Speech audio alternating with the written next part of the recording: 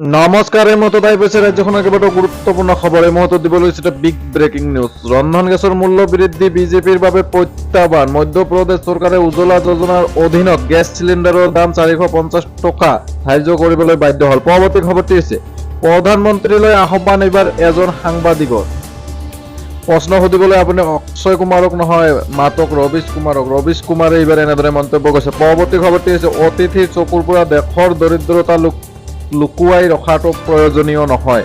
ৰাহুল গান্ধীয়ে এবাৰ এনেদৰে মন্তব্য কৰে, অতিথিৰ চকুৰ পৰা দেশৰ দৰিদ্ৰতা লুকুৱাৰ প্ৰয়োজনীয়তা নাই।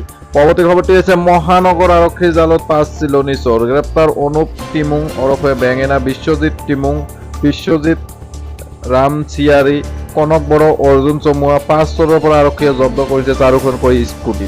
পৰৱৰ্তী খবৰটি হৈছে গুৱাহাটীৰ যোৰাবাট আৰক্ষীৰ বৃহৎ সফলতা। প্ৰায় 1.5 কোটি টকা ড্ৰাগছ সহ 4জন সৰবৰাহকাৰীক আটক। নগদ 1,16,000 টকা জব্দ কৰে আৰক্ষীয়ে।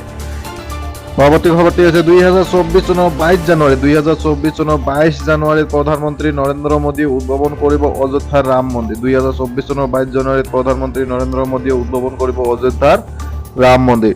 পৰৱৰ্তী খবৰটি হৈছে 300 মেগাৱাট বিদ্যুৎ আবণ্টন বিচাৰি কেন্দ্ৰীয় শক্তি মন্ত্ৰী R.K. সিঙক সাক্ষাৎ অসমৰ মুখ্যমন্ত্ৰী ডক্টৰ হিমন্ত বিশ্ব শৰ্মাৰ।